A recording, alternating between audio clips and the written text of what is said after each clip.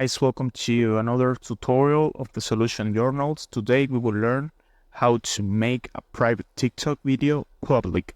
So the first step is go to the application of TikTok, and here in your feed you need to go to the down right corner in the option of your profile here.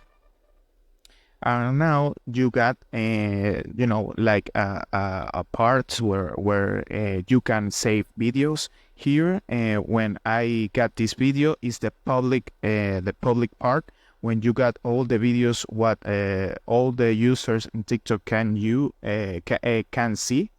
But we need to go to the option of that button here. This is the option of private videos.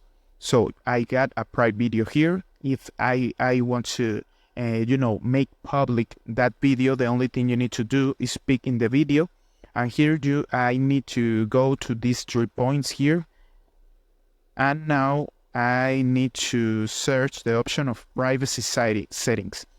You pick in privacy settings, and you need to change here where it said who can watch this video. I got this video in only you, but you need to pick here in everyone. So after that video is changed to the will change to that part where you got all the videos in public. So this is the process. I hope this tutorial was helpful for you. Follow us on more content.